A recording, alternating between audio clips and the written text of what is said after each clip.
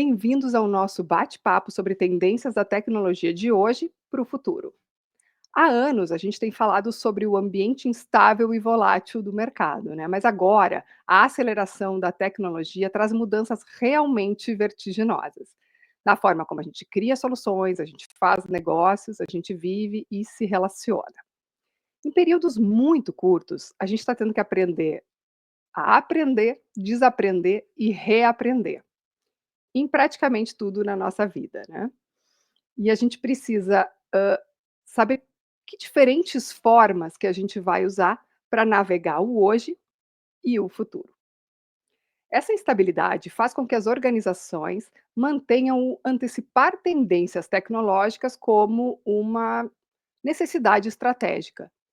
Mas, em paralelo, a gente precisa sempre estar preparado para mudar de rumo com a velocidade que o tempo exige, né. O tempo todo tem que ficar mudando de rumo, e às vezes esquecer esse planejamento estratégico que a gente fez. Em um ambiente competitivo e global, compreender e implementar inovações certas na hora certa é vital. Para ajudar você e a sua empresa a navegar bem na imprevisibilidade, vamos apontar as tendências que prometem redefinir setores inteiros a partir de hoje. Vamos falar sobre tecnologias emergentes que estão impulsionando eficiência, sustentabilidade e novas oportunidades. Para isso, nesse bate-papo, a gente tem o prazer de contar com Djalma Carvalho, CIO da Whirlpool Latam, Pedro Guerra, CIO Latam da Nestlé, e Marcos Lohmann, Head de Inovação da TopMind. Eu vou pedir então que vocês se apresentem rapidamente, é um prazer tê-los aqui. Djalma, por favor. É um prazer, obrigado a você, obrigado pelo convite. Bom estar de volta, como sempre, né? Sempre bem recebido. Prazer estar junto aí com o Pedro, com o Marcos e mais do que nunca, Maria, você como sempre ótimo para liderar e para trazer aí essa leveza para essa conversa. Então, Muito mais uma obrigada. vez, acho que um prazer poder me apresentar rápido, estar aí junto com vocês, né? São 35 anos de tecnologia, são 8 multinacionais, graças a Deus, aí em vários segmentos de negócios diferentes. Um pouco na indústria, um pouco na área de serviços. Acho que a vantagem de estar aqui junto com o Pedro e com o Luma é poder olhar a tecnologia sobre vários aspectos diferentes. Então, para mim, vai ser um prazer contribuir e aprender com vocês. Obrigado. A TopMind agradece muito que você tenha aceitado estar com a gente aqui hoje. Obrigado. Marcos, por favor. Olá, tudo bem? Obrigado, Maria Tereza, obrigado, Djalma, Pedro. Muito legal estar aqui com vocês hoje para a gente bater esse papo sobre tecnologia, né? E também estou na casa dos 30x de profissão, né? Na área de tecnologia. Passei por Big Techs, passei também por empresas de serviço. Os últimos 10 anos eu tenho focado especificamente em inteligência artificial e ciência de dados, né? E é isso que traz a gente até este momento. Exatamente, Pedro. Olá a todos, acho que primeiro, obrigado pelo convite, é minha primeira vez nesse evento, né? Acho que é uma grande oportunidade de contar um pouco do que a gente está fazendo e dividir um pouco da nossa experiência. A gente tem um conceito aqui de Senior Millennial, acho que eu estou chegando aí nessa categoria, já, apesar da cara de novo, tenho 25 anos de experiência profissional na área de tecnologia. Talvez aí um pequeno disclaimer, né? A minha posição dentro da Nestlé e dentro de Latam é Office the CIO, seria aí um mix entre diretor de operações e diretor de PMO. Então, eu tenho debaixo aqui do meu guarda-chuva todo o escritório de projetos, né? E trago também a parte de performance, gestão de vendors e uma área de qualidade, né? É uma característica muito parecida aí com o diretor de operações. É um nome relativamente novo no mercado. Quem eu escutei falando pela primeira vez sobre isso foi o Gartner, ou a Gartner, né? Office the CIO, mas é mais ou menos isso, né? A maneira simples aí de transcrever ou de traduzir o que é essa área. Eu sou ali um copiloto do CIO, tá?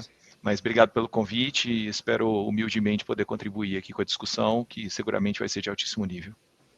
A gente tem aqui, seguramente porque a gente tem aqui perspectivas diferentes sobre um tema tão complexo, né, que a gente quer aprender a navegar. Na verdade, a gente está aqui para trazer informação e ajudar as pessoas a navegar melhor nesse cenário que a gente está vivendo. Então, para começar, eu queria perguntar para os três, assim, pensando num panorama de curto prazo, né, 2025, meados de 2026, quais as soluções tecnológicas que vocês acreditam que vão impactar os negócios e a sociedade, né? Alguma tendência inesperada que está se destacando agora? Eu gostaria de começar com o Djalma. E aí eu vou tentar traduzir um pouco dentro do que eu estou vivendo, né? Até porque, de novo, né? Quem não conhece é o Whirlpool, nós somos donos da Brastemp, da Consul, da KitchenAid, entre outras marcas que estão no mundo. É uma empresa puramente de varejo, e-commerce está no nosso DNA. Do mesmo jeito que eu vendo e-commerce, eu estou lá no Largo 13 vendendo na Magalu, do mesmo jeito que eu estou fazendo isso, estou vendendo no Mercado Livre. Então, a gente tem uma veia muito forte de preço, de contato com o consumidor final, né? E aí, pensando nisso, acho que, e pensando nos trends, né? Acho que tem algumas coisas e aí eu não vou falar de ferramenta A ou B, mas vamos falar da necessidade, né? Guided e-commerce, por exemplo, é uma necessidade que vai estourar nessa nossa frente, né? Ou seja, a forma que eu guio o meu consumidor através de um meio eletrônico para tentar dizer para ele o que ele não sabe ainda sobre a necessidade que ele tem é uma das tendências que a gente tem. Eu há 10 anos atrás, um pouco mais, 15 anos atrás, a gente já falava em omnichannel, mas acho que agora a gente está num momento de muita madurez em termos de não falar de omnichannel, mas entender em termos de canal qual que é o melhor approach, de acordo com o perfil daquele consumidor que você teve o acesso dentro daquele teu e-commerce, né, da sua loja virtual. Então, omnichannel agora vem com outro nível de maturidade, desculpa. Guided e-commerce, para mim, vem, né, para guiar essa tendência. É lógico que todo mundo vem falando de AI, quem foi no último evento da Gartner viu que foi um evento puro de AI, enfim, é o caminho que a gente está seguindo também de acordo com a maturidade que o mercado está ganhando. Então, a gente começa falando muito de chatbot, agora já não é mais chatbot, a gente já está indo para o próximo nível de uma interação muito mais inteligente. Então, AI, acho que para mim segue. É lógico que tem outras tendências de automação, por exemplo, de sensorização, de IoT que seguem, mas eu acho que vem duas coisas aí para terminar a minha resposta, que a gente vai ter que tomar muito cuidado, né? Cyber e toda a parte de gestão de dados são duas coisas que eu acho que me preocupam muito e a gente vai ter que investir muito para resolver. E toda a parte de gestão de risco e fraude, justamente por causa do crescimento todo de comércio eletrônico, acho que é uma outra área que a gente vai ter que botar muito foco. É lógico que tudo isso vem, né, conectado com toda a fundação que a gente precisa implementar. Acho que o Loma falou muito, né, de dados, de inteligência artificial.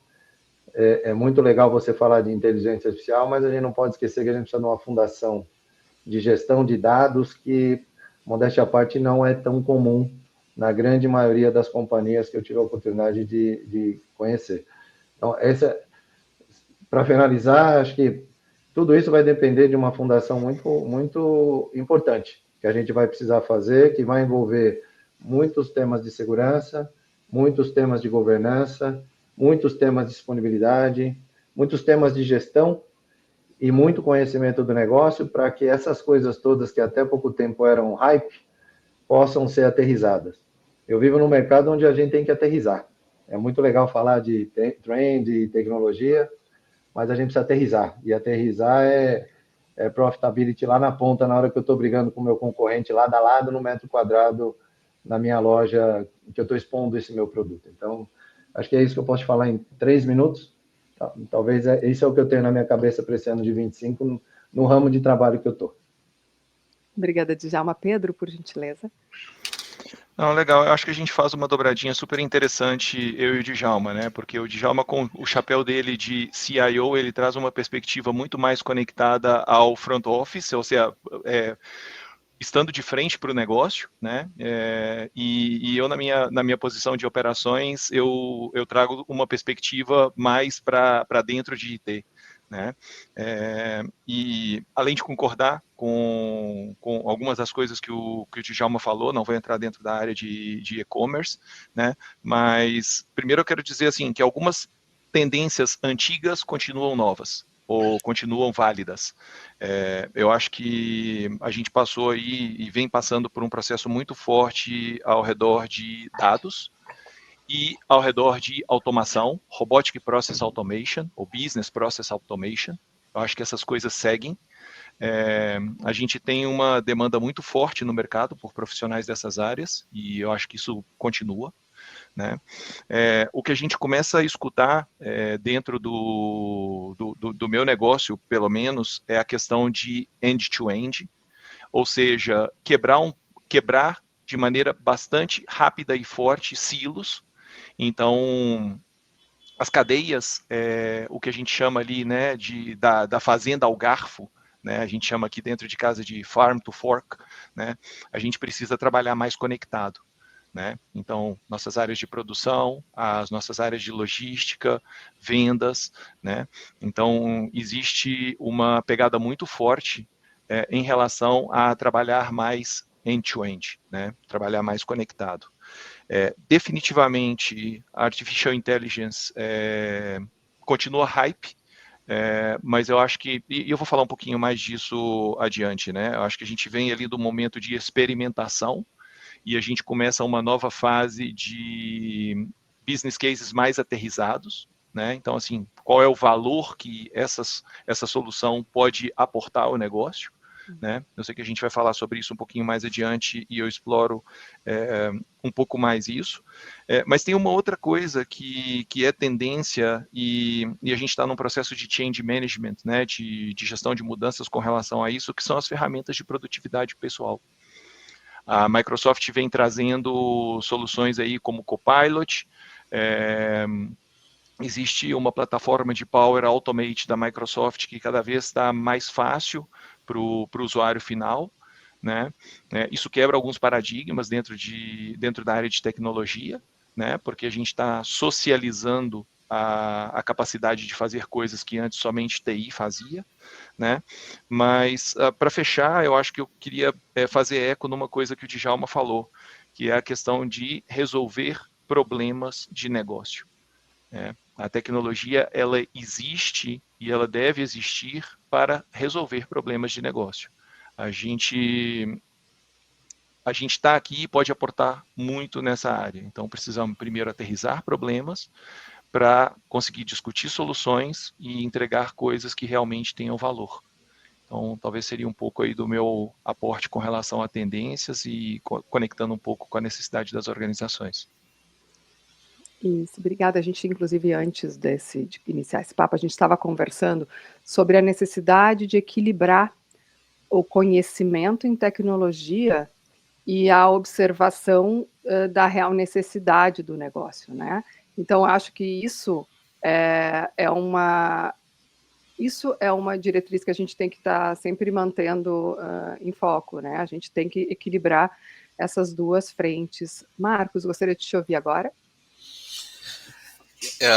Eu acho que tudo isso que o Djalma falou e que o Pedro também falou aqui tem uma liga muito forte exatamente com esse hype que a gente está vendo hoje da inteligência artificial, né? Mais uma vez, o que a gente está vendo é tecnologia chegando de baixo para cima.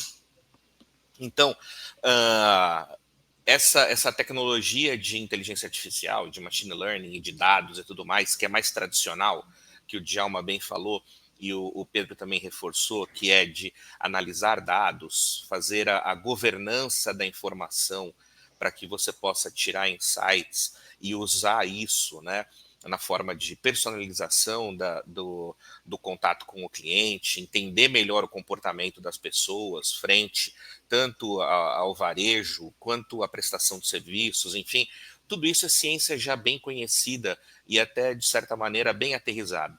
As empresas estão conseguindo fazer isso de uma maneira bastante sadia, né? E até entendendo também o uso ético desses dados, né? Olha, eu vou fazer isso para oferecer um melhor serviço para o meu cliente, não para sair vendendo dado por aí de forma permissiva fazer essa informação chegar de qualquer jeito em todos os lugares, né? Então, isso tudo já está muito bem amadurecido dentro do contexto empresarial, do contexto corporativo. Quando vem inteligência artificial, aí eu ligo com a fala do Pedro, né, de ferramentas de produtividade, como acontece aqui com o pacote Office, né? Poxa, eu agora no final do ano, na virada dezembro, janeiro, eu estava num dilema, né? Que eu tenho assinatura do ChatGPT Pro, que eu uso ele muito, né? O Pro não, perdão, o Plus, né? Uso ele muito, ele está sempre aberto aqui no meu notebook. E aí, pensando comigo, cara, por que eu vou gastar 20, 25 dólares numa assinatura do ChatGPT Plus se eu tenho exatamente a mesma coisa dentro do Office com o Copilot? É o mesmo preço a licença, né? Uma diferença muito pequena. Vou migrar. Aí vem o nosso amigo Sam Altman e lança o Pro. O Pro, pelo valor inferior a um estagiário, ele faz muito mais do que um estagiário. E aí você volta atrás e fala assim, caramba, não vou mais assinar o Copilot, agora eu vou assinar o Pro, né? Então, a gente está tendo essa sensação, né, de que as ferramentas estão chegando para a gente numa velocidade muito grande, mas está chegando para a gente, pessoa, né? Está chegando rápido no celular da gente, então escolher qual que é o aplicativo que eu vou usar para conversar com uma inteligência artificial e ganhar produtividade é uma escolha individual. Agora, quando a gente leva isso para o contexto corporativo, todas essas preocupações aqui que foram levantadas pelo Djalma e pelo Pedro, elas são muito mais do que reais, né? Como é que eu resolvo o problema de negócio? Porque eu não vou usar qualquer IA de qualquer jeito e sem aqui falar mal sobre uma ou sobre outra, ou pelas inseguranças de cada plataforma. Eu acho que nem é o ponto aqui, né? Mas como é que eu uso essa tecnologia, né, para resolver problemas de negócio e não simplesmente sair ali numa paulada de cima para baixo dizendo assim, temos que ter um projeto que tem IA e escolher qualquer um, né? Então, quando o Pedro fala de Business Process Management, né, o famigerado e muito conhecido BPM, a gente fala de BPM há quanto tempo? Né? Há 20, 30 anos a gente fala de BPM. Agora, quando a gente pega o BPM e fala assim, opa, peraí, tem aqui um ponto de decisão humana no meio desse processo de negócio que eu posso colocar um agente de inteligência artificial especializado em resolver esta necessidade aqui e resolver um gargalo. Eu usei um exemplo muitas vezes até, que é muito corriqueiro e que todo mundo tem, né? Que é o negócio da notinha fiscal de reembolso. Você imagina que tem uma pessoa ou um time de pessoas que fica fazendo cara crachá na notinha da despesa para validar se ela está ou não dentro da política da empresa. Poxa, isso pode ser substituído por uma IA. Né? E esse caso já foi resolvido em muitas empresas, né, com a aquisição desse tipo de serviço, que tem aí as dezenas já disponíveis no mercado. Né? Isso se tornou possível por causa dos avanços da tecnologia de inteligência artificial. Então, a gente está olhando aqui para cenários como hiperpersonalização, para que a gente possa cada vez mais entender, e aí nós estamos falando em não apenas observar, mas observar e entender o comportamento das pessoas, para trazer para elas uma experiência mais interessante, mais confortável, mais personalizada mesmo. Né? E a gente está falando em otimização de processos e redução de gargalos, utilizando tecnologia dentro dos processos de negócio. Né? Então, o que a gente está olhando aqui é exatamente uma aceleração impulsionada pela tecnologia e que a gente não pode, dentro das empresas, deixar de observar aonde que isso se aplica, que não é generalista, como é a nossa adoção aqui, como pessoas, como indivíduos, ao uso dos aplicativos, né, que estão hoje à disposição, mas que a gente deve fazer isso sim com muita governança, muita segurança e muita robustez. É isso aí. Perfeito, obrigada. Agora eu queria ouvir do Pedro, falando especificamente sobre inteligência artificial, Pedro. Além dos casos de uso já conhecidos, que a gente falou aqui também, que aplicações emergentes da IA você acredita que vão transformar setores como nutrição, saúde e finanças nos próximos anos, né? E a Nestlé, como você falou, já está se preparando para adotar essas ferramentas. Que soluções seriam essas? Vamos lá. Então, assim, eu vou partir aqui da opinião pessoal, né? Muito conectado com o que a gente tem escutado no mercado.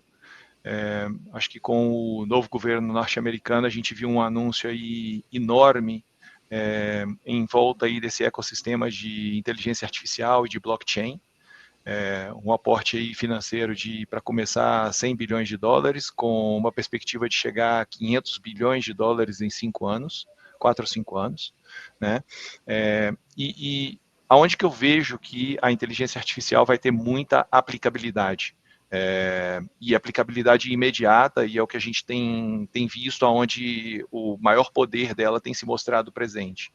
Processamento de enormes massas de dados.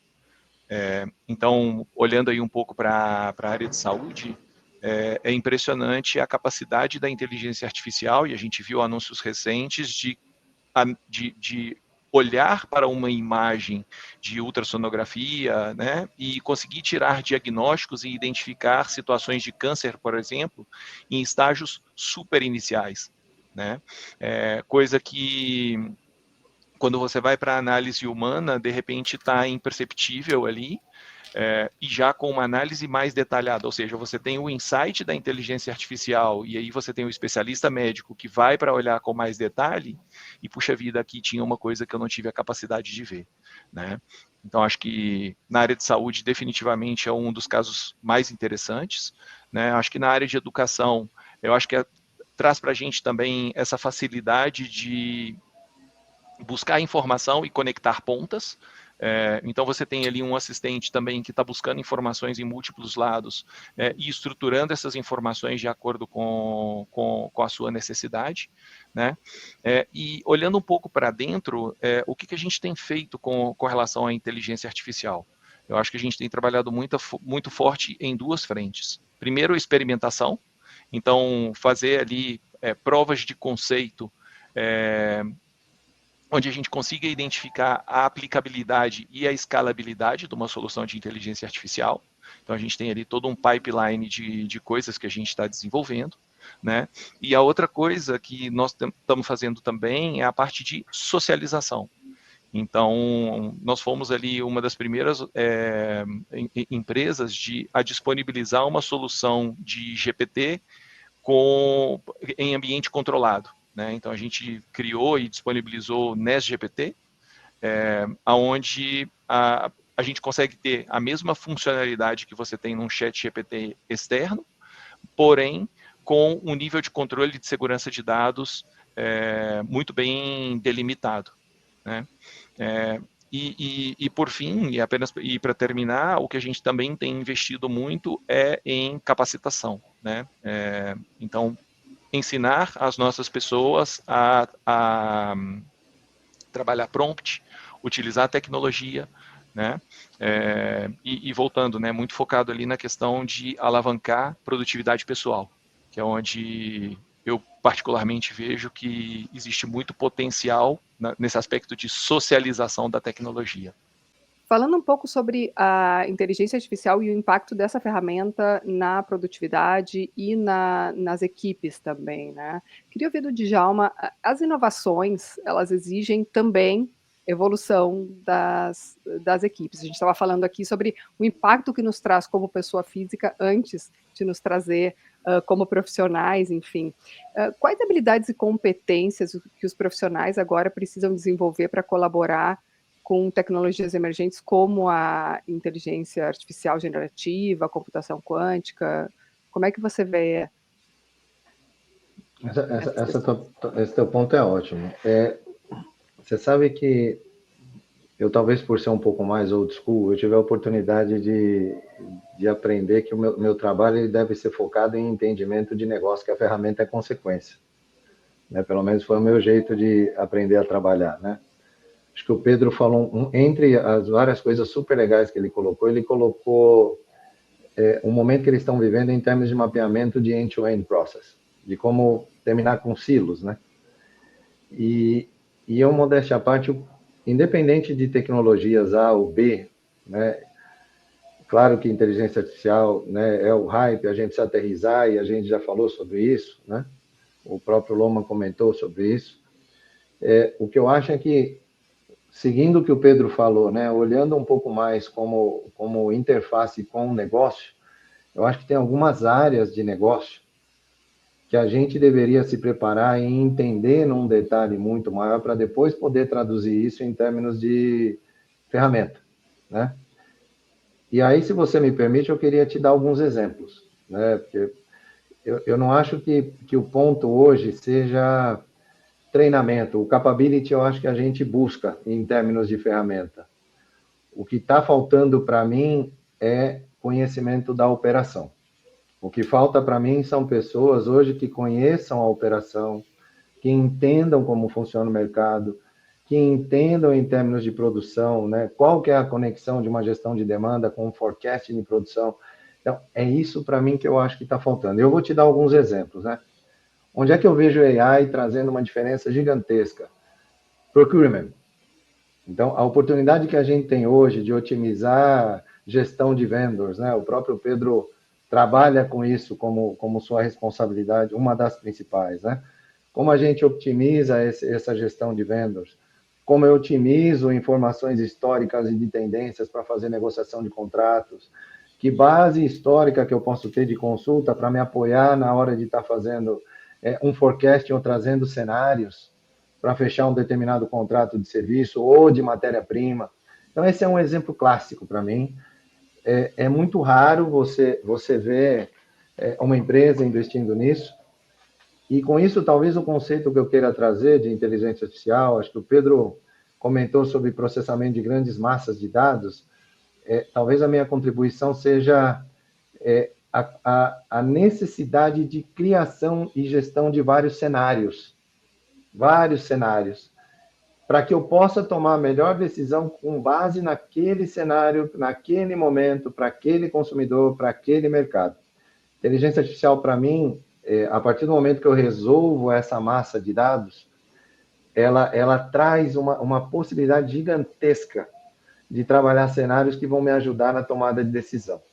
Isso vale para compras, como a gente acabou de falar. Gestão de inventário é outra área que, para mim, passa por isso diretamente. O que eu compro, para quem que eu compro, em que momento eu compro, aonde eu ponho isso, como eu gestiono esse inventário. Toda a parte de working capital sofre impacto direto, de acordo com o cenário que eu gero para fazer a gestão, né, dessa decisão.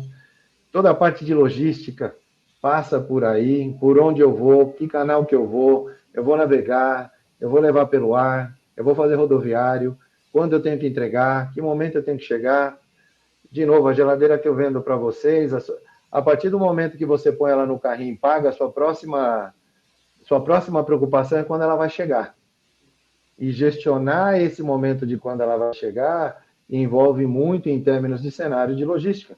Até porque eu também tenho que me preocupar com, né, gestão da minha profitability, do meu cenário, da minha venda, de toda a parte de benefício que eu estou dando para aquele venda ou para aquele canal.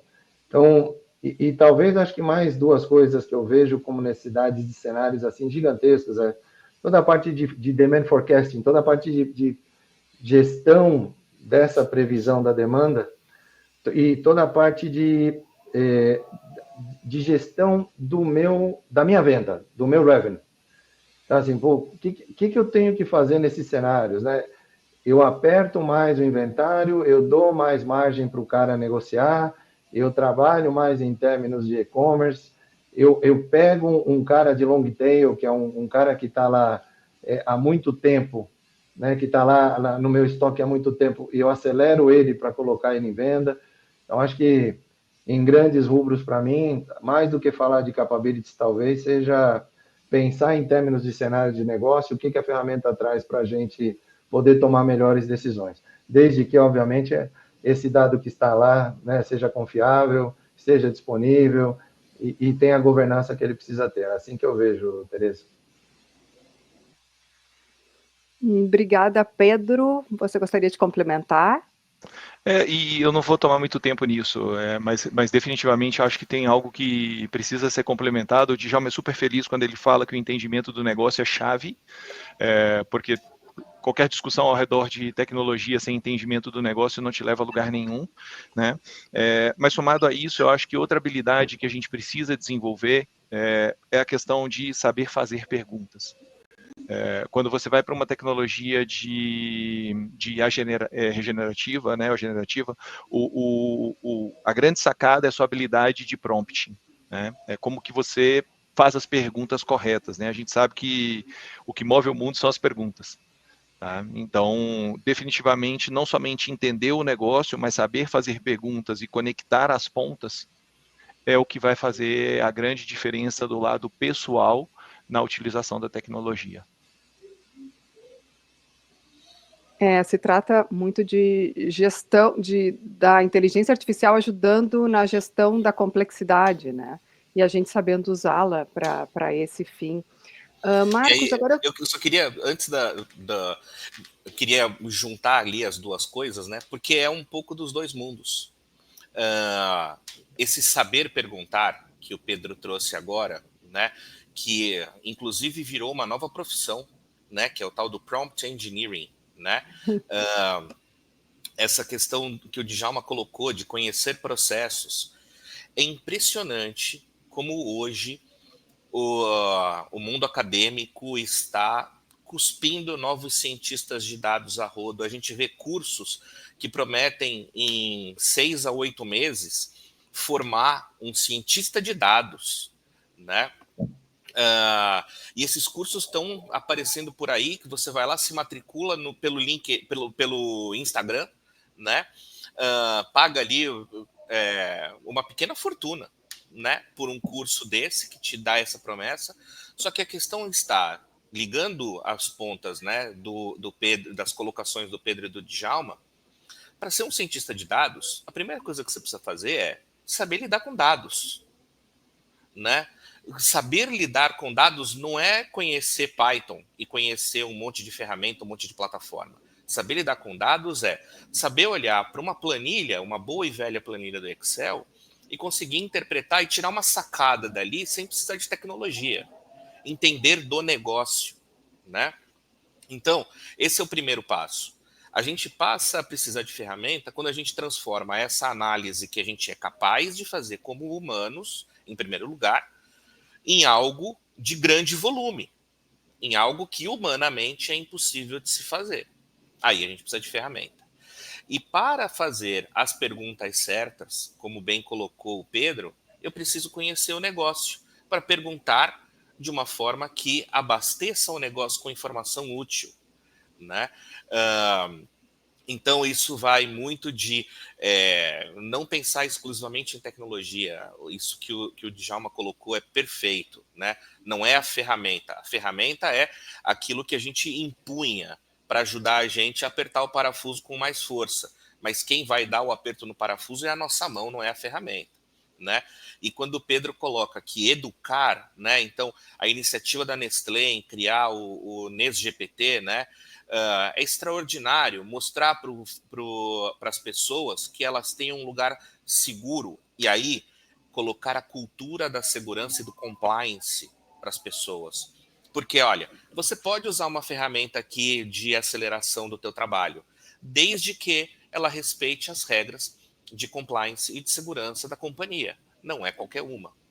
Então, tem que juntar tudo isso dentro do grande cesto da adoção tecnológica, né, para que a gente tenha resultados efetivos. São muitos pontos, né? Aqui o Pedro estava comentando sobre a necessidade de dar um passo atrás, né? Como a gente também já falou antes, muito Djalma trouxe sobre a necessidade de pensar antes no fundamento e no que se precisa resolver antes Uhum. de embarcar em alguma solução. O Pedro estava comentando aqui exatamente da necessidade da gente construir pensamento crítico, né? Uhum. A partir da construção de pensamento crítico, o conhecimento do negócio é que as perguntas certas serão feitas e a gente consegue mover o mundo, né.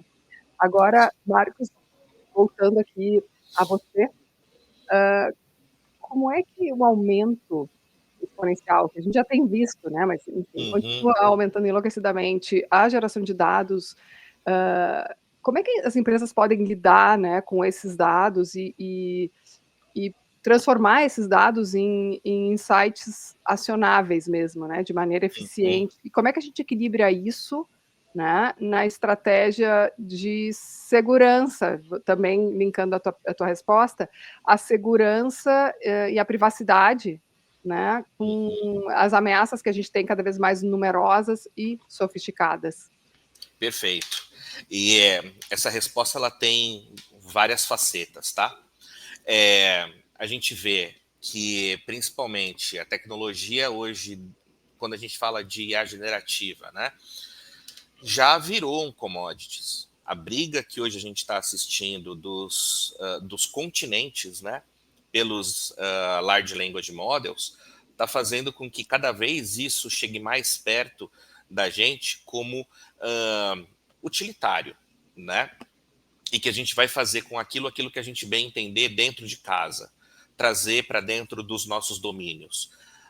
O NES GPT é uma das primeiras iniciativas que eu ouço falar de uma empresa trazendo LLMs de grande escala para dentro dos seus domínios on-premise, sob controle, né, para permitir que os usuários tenham acesso a essa tecnologia com segurança e com compliance. Né?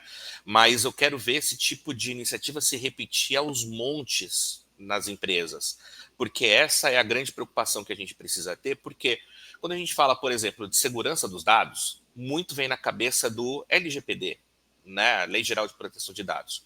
Só que identificar um nome de pessoa, identificar um CPF, um número de telefone, um e-mail, são coisas que a gente sabe fazer há décadas. A gente, com as ferramentas antigas de Natural Language Process, né, ou até mesmo de Entity Extraction, a gente conseguia fazer isso de maneira muito, muito fácil. Então, você higienizar uma base de informação para extrair dados sensíveis de pessoas e de entidades é muito tranquilo, não é a minha grande preocupação. Apesar disso, a gente vê aos milhares crimes cibernéticos acontecendo e fazendo exatamente esse tipo de informação vazar, o que mostra uma imaturidade absurda das empresas em adotar essas tecnologias que são antigas. E são preocupações antigas. Então, nós não estamos nem falando do problema do novo. O problema do novo mora onde? Não é tão fácil você identificar, assim como você pode identificar entidades nomeadas, não é tão fácil você identificar, por exemplo, um trecho de código que é uma propriedade intelectual da empresa, ou propriedade industrial, né? Ou até mesmo uma planilha de dados financeiros, né? Como é que um modelo de linguagem vai conseguir prever que aquela tabela cheia de números são dados financeiros, né? Então, essa informação que não é tão fácil assim de você taguear, de você identificar que pode ser propriedade intelectual ou que pode ser propriedade industrial, esses dados eles podem muito bem ser aproveitados de maneira indiscriminada para uso em reforço de treinamento, e ele vai eventualmente aparecer numa resposta gerada dentro do teu ambiente ali de IA, né? Então, esse cuidado, né, com compliance, com segurança, é uma coisa que vem em primeiro lugar, e isso é um grande pilar da governança da informação, né? E a governança também lida com a questão do dado estar atualizado, higienizado. E aí vem um outro ponto que eu considero que vai ser uma preocupação e que deve começar a se tornar uma preocupação muito grande para as empresas, é a ligação entre a jornada de dados e o ESG. Quando a gente sai aqui da região metropolitana e pega uma estrada, a gente olha em volta, tem data centers imensos sendo construídos, competindo com áreas que antes poderiam ser áreas de preservação, ou áreas verdes, né, para contrabalancear as zonas industrializadas, consumindo arrefecimento, consumindo energia elétrica, né? E a gente olha para as tecnologias de mobilidade elétrica também nas grandes cidades, e tudo isso indo para uma matriz energética que a gente ainda tem muito a desenvolver, né? E que na hora que todo esse maquinário for plugado na tomada e chavear para on, o que vai acontecer, né? Então, a gente hoje olha para essa questão de jornada de dados dentro das empresas e está movendo essa preocupação para terceirização em data centers, em hosts e etc. Né? Mas isso vai bater de volta na conta do ESG. Então, o olhar para as tecnologias de mais baixo consumo, a gente vê, inclusive, tem lançamentos recentes, né, de chips que têm um consumo muito menor e a mesma capacidade de análise de dados. Então, você tem lá um chip que vai consumir 350 a 400 watts por hora só para fazer o treino de um modelo linguístico, e um outro que vai consumir 7 watts por hora para fazer inferência. Né? Então, você saber balancear isso vai ser muito importante para o nosso futuro como humanidade. Né? Então, essa questão toda que está ligada à convivência com a tecnologia que está crescendo e está chegando, a gente tem que olhar para todas essas direções. A gente tem que olhar para a segurança das pessoas, para a segurança das empresas e para a nossa própria segurança enquanto pessoas, né? Enquanto sociedade. Né? Então, acho que é isso que a gente precisa ser muito... manter, né, o olho muito vivo em cima desses aspectos. Você sabe que a nossa próxima pergunta, que é para todos vocês, é exatamente linkada à sustentabilidade, né? E eu acho que tudo que a gente falou até agora culmina nesse ponto, porque a gente falou muito sobre construção de base para olhar para o futuro, construção de fundamento para olhar para o futuro, a forma como a gente precisa observar a real necessidade antes de partir para novas tecnologias, enfim, ou para inovações dentro de tecnologias que a gente já usa.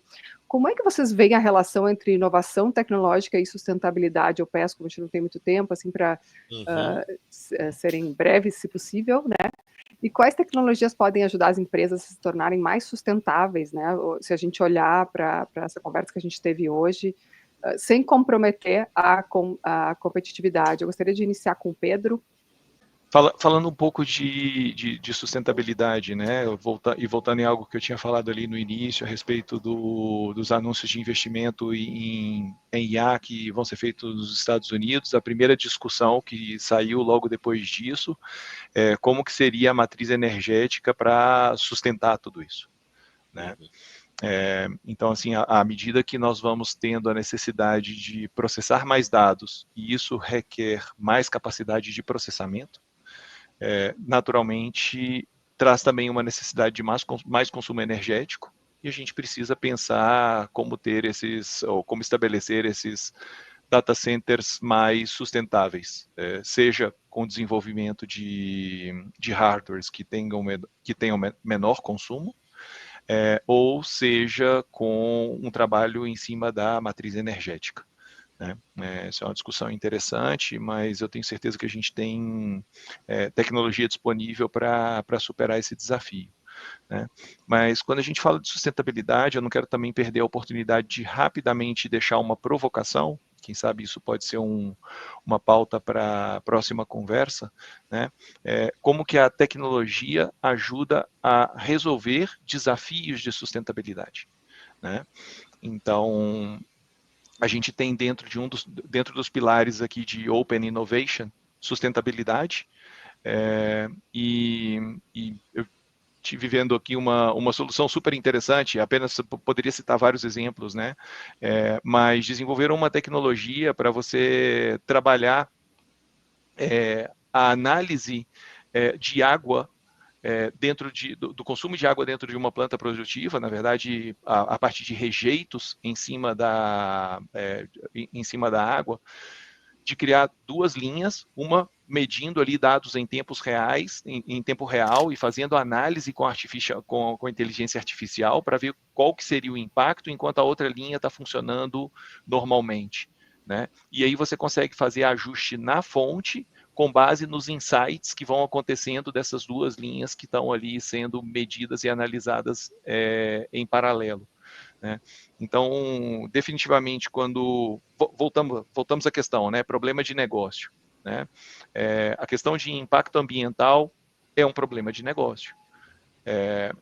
Como que a gente pode, com tecnologia, apoiar com soluções para resolver esses problemas de negócio, né? E aí existe uma jornada super interessante em inovação aberta para exatamente trazer startups e empresas que têm soluções nessas áreas e conectar isso com a realidade dos nossos negócios. Uma pauta bem interessante, eu sei que você pediu para não estender e eu vou fazer a gentileza de atender ao pedido, mas vale um novo podcast, hein? Infelizmente, a gente não consegue continuar, porque é uma pauta incrível. Belíssima pauta para um próximo convite, aí já ficam os 3 convidados, mas realmente, a gente tem sempre que partir desse lugar, e isso casa muito com o que você falou, Pedro, também, de olhar, de quebrar silos também, né? Quebrar silos, inclusive, para fora da empresa. As startups, empresas que trazem soluções interessantes, como é que a empresa pode absorver da melhor forma, enfim, então inovação aberta é um tema também bem interessante nessa pauta. Djalma, gostaria de ouvir você.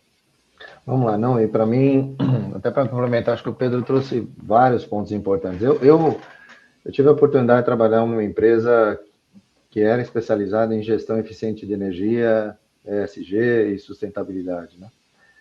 E eu confesso que ali, de novo, era DNA nosso, né? Falar em sustentabilidade sempre foi DNA nosso. E eu acho que eu posso dividir essa conversa bem rapidamente em 2 partes. Uma coisa é como você faz o disposal daquele material que você está usando. A outra coisa é como você executa, né? Como você roda o que você tem que rodar em termos de operação da forma mais eficiente possível, né? Então, e vem um ponto que o Pedro colocou, eu acho que essa é a pergunta do milhão, o que eu faço com tecnologia para melhorar as características, né, e os produtos de sustentabilidade. E eu dou exemplo, quer dizer, se eu implemento um sistema que roda num campo e me ajuda a economizar a quantidade de água que eu tenho que irrigar, porque eu já sei na previsão de chuva quantos milímetros eu vou ter por metro quadrado para aquele tipo de plantação, essa é a solução que eu quero. Então, veja que aí eu não estou discutindo disposal, eu estou discutindo que solução que eu vou colocar para rodar para diminuir a quantidade de água que eu uso para aquele metro quadrado de plantação. Esse é um dos bilhões de exemplos que a gente tem, né? Enfim, falando de Nestlé, falando de empresas de agro, eu acho que esse é um ponto. Então, como a gente pode ajudar? E aí, para fechar o meu lado, né? O que eu vejo é uma necessidade grande para a gente continuar cada vez mais atacando a parte reciclável. E aí, né, eu vou dar outro exemplo dentro da companhia. Eu acho que nenhum de vocês, quando compra geladeira, joga a outra geladeira fora. 99% dos clientes que eu conheço passam essa geladeira para alguém, que pode ser uma pessoa que trabalha junto com a casa, que pode ser alguém da família. Essa pessoa fatalmente vai usar isso em algum momento X. Essa geladeira vai precisar ser aposentada. E eu posso dizer para você que é raríssimo você ver essa aposentadoria sendo feito com responsabilidade. É raríssimo isso acontecer. Então, isso vale para todas as discussões que vocês quiserem. Desde carro elétrico, até o eletrodoméstico que eu estou vendendo, até o eletrônico que a gente usa como parte de IT. Então, eu acho que essa é uma coisa que a gente obrigatoriamente vai ter que continuar evoluindo, e o Pedro tocou nesse tema também. Acho que o Loma falou sobre isso, sobre poder computacional, chip. Desde sempre a gente produz equipamentos que têm muito mais capacidade do que código que a gente tem para desenvolver. Desde sempre. A gente sempre colocou chip para rodar e depois foi desenvolvendo a aplicação para tirar o máximo, né, proveito daquele chip. A gente nunca vai deixar de fazer isso. A diferença é que agora a gente está mais rápido no desenvolvimento dessas aplicações. Isso é maravilhoso. Quanto mais rápido para a gente tirar vantagem disso aí. Então, E para terminar, a parte de execução, né? Eu acho que conectividade, mobilidade, algoritmos, codificação, essas são coisas que, a harmonização de dados, essas são coisas que obrigatoriamente, como IT, é responsabilidade nossa continuar buscando cada vez mais eficiência, né? O Pedro falou de automação, né? RPA, no code, low code, essas são coisas que obrigatoriamente vão trazer eficiência, e se trazem eficiência, obrigatoriamente diminuem a necessidade computacional.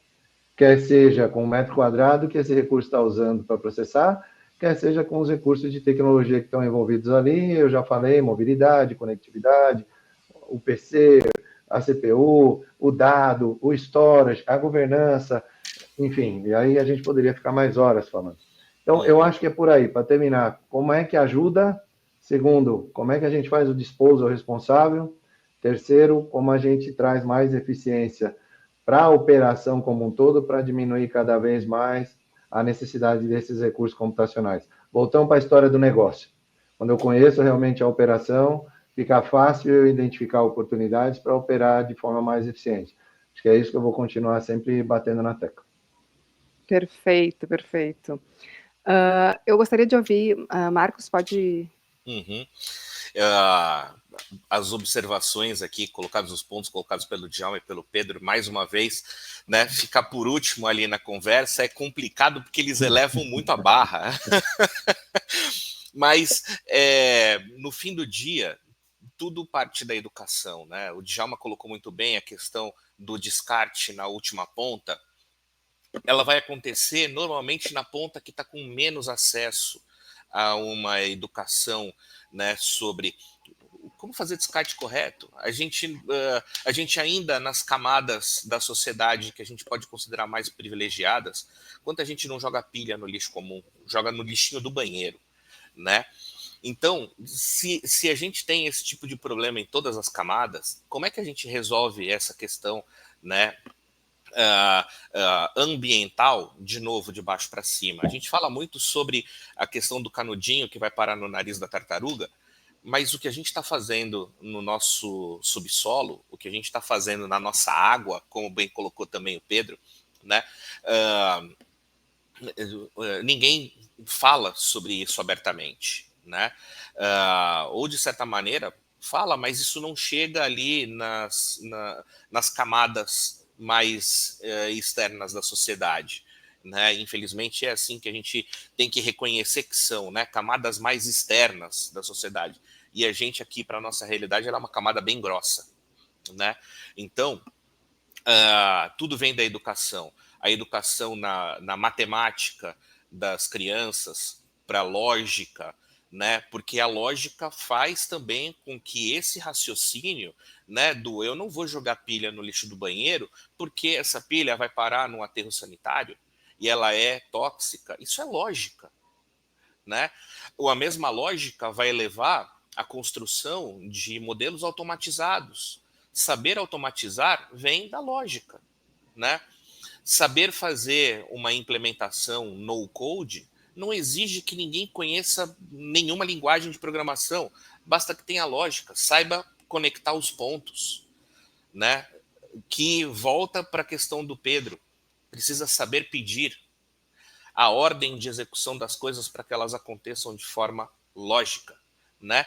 Então, isso parte muito da educação, né? Então, para que a gente efetivamente tenha uma sociedade que saiba fazer uso da tecnologia, que saiba fazer uso dos recursos naturais, que saiba aproveitar bem tudo isso que a gente está trazendo hoje, né, como aceleradores. Se a gente pensar aqui do século XX para o século XXI, o que a humanidade desenvolveu é uma coisa extraordinária. Nós somos privilegiados de viver nesse tempo, né? Mas a gente precisa de uma boa educação de base, né? Isso eu acho que é o ponto-chave. E para nossa sociedade hoje, né, pensando de novo aqui a nível de Brasil, América Latina, né, e mesmo no reflexo a gente vê nas outras sociedades que podem se chamar de sociedades um pouco mais desenvolvidas, né, a gente ainda vai levar muito tempo para aprender essa lição, né? Não vai acontecer nessa geração, mas a gente não pode desistir. Aqui, assim, é reconfortante ouvir lideranças de grandes empresas como vocês falando sobre sustentabilidade com tanta propriedade e de ações das empresas de vocês nessa direção. Parabéns para as empresas e para o trabalho de vocês. Então, agora eu agradeço, porque nosso tempo chegou ao fim. Muito obrigada, Djalma Carvalho, que é CIO da Whirlpool Latam, Pedro Guerra, que é Office CIO Latam da Nestlé, Marcos Lohmann, que é Head de Inovação da TopMind, por essa troca, né, de conhecimentos tão bacana que a gente teve, que com certeza ajudou e vai ajudar muitas empresas a navegar nessa incerteza, nesse mundo atual, né, com mudanças tão vertiginosas. Para quem acompanhou essa conversa incrível, lembro que a TopMind é uma das empresas líderes em soluções de tecnologia e transformação digital na América Latina, fornecendo inovações que transformam diversos negócios. Para saber mais sobre inteligência artificial, Big Data, Analytics, RPA, Outsourcing, gestão de TI, visite o site da TopMind. E não deixe de acompanhar as novidades nas redes sociais da TopMind. Agradeço a todos pela audiência, a vocês pelos conhecimentos compartilhados e até a próxima.